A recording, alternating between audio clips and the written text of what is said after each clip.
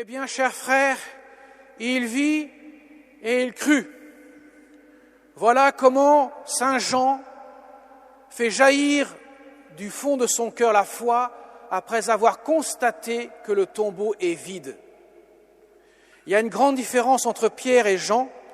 Pierre, il entre le premier, il a droit à la préséance puisque effectivement c'est le chef des apôtres, mais Pierre fait une analyse, il regarde les choses, il constate les faits. Ça s'arrête là. Saint Jean, lui, il vit le tombeau vide et il crut. Mes chers amis, la résurrection d'entre les morts de Jésus est un mystère, avant tout un mystère. Ce n'est pas le retour à la vie comme le furent les 3 personnes que Jésus a fait revenir à la vie, Lazare, le fils de la veuve de Naïm ou la fille de Jaïr qui avait 12 ans. Eux, ils sont revenus à la vie, mais ils vont mourir une seconde fois. Ce n'est pas un mystère, c'est un miracle. Un mystère par l'action de Dieu, mais en tant que tel, c'est un miracle. Là, nous avons affaire à quelque chose de beaucoup plus profond, de beaucoup plus important, parce que le Christ n'est pas revenu à la vie, il est ressuscité. C'est bien plus que cela, que de revenir à la vie. Ça veut dire que déjà, son corps n'est plus sujet aux lois de ce monde. Il n'est plus mortel, il ne souffre plus. Il vit éternellement. D'ailleurs, mes chers amis, dans tous les évangiles de la résurrection que nous avons, à chaque fois que Jésus apparaît, on ne le reconnaît pas.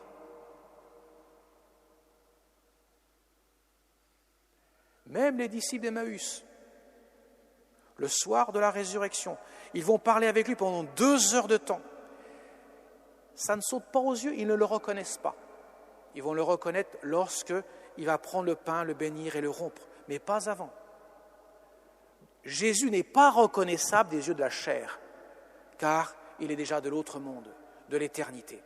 Il est ressuscité, il est le premier-né d'entre les morts. Donc la résurrection est un vrai mystère.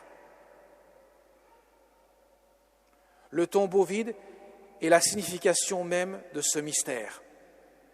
On ne peut l'analyser, on ne peut le voir.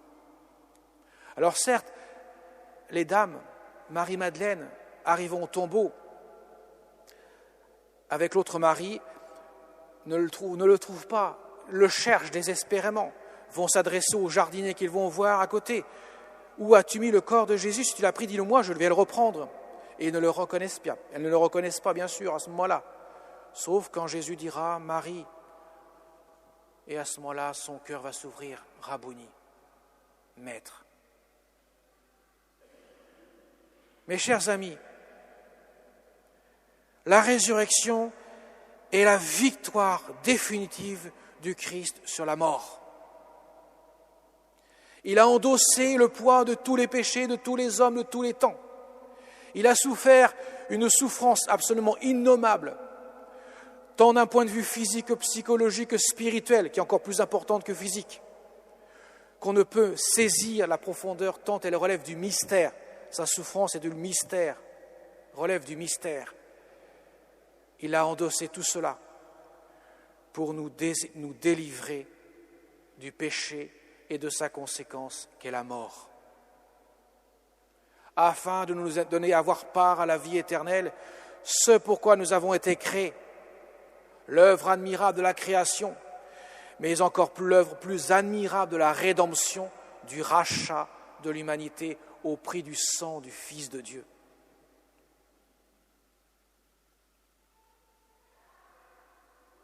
Alors mes chers amis, on peut se poser la question, mais pourquoi Jésus a voulu assumer tout cela? Pourquoi n'a-t-il pas sauvé l'homme du ciel sans besoin de s'incarner, souffrir et ressusciter? Parce qu'il a voulu montrer à l'homme qu'il l'aime d'un amour indicible. Il a voulu épouser la condition de l'homme au point de lui montrer ce à quoi il est appelé, à l'éternité. Sans la grâce de Dieu, cela aurait été impossible. Même s'il avait choisi une autre façon de sauver l'homme, il a préféré celle-ci pour endosser le poids de toutes les souffrances, pour que l'homme puisse en sortir victorieux. La résurrection est donc une victoire sur la mort et donc donne les prémices de l'éternité bienheureuse. Pour l'instant, mes chers amis, il n'y a que 2 personnes qui ont leur corps et leur âme au ciel. Jésus, une personne divine, celle du Fils de Dieu qui s'est fait homme dans le sein de la Vierge Marie. Et bien sûr, la Vierge Marie qui est montée au ciel, nous le fêtons le jour de l'Assomption, le 15 août, avec son corps et son âme.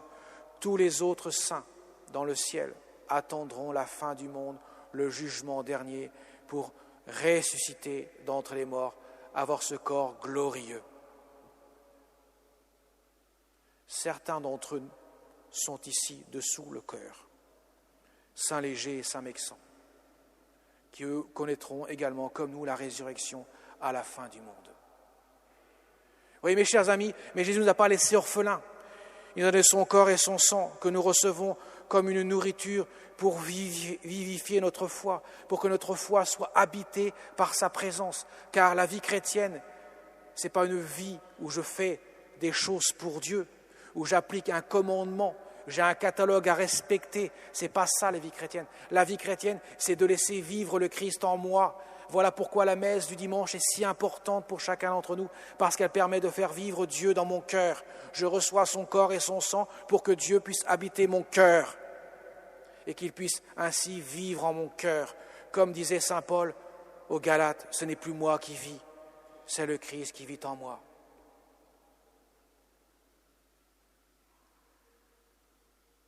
Ainsi, nous saisissons l'importance de ce mystère.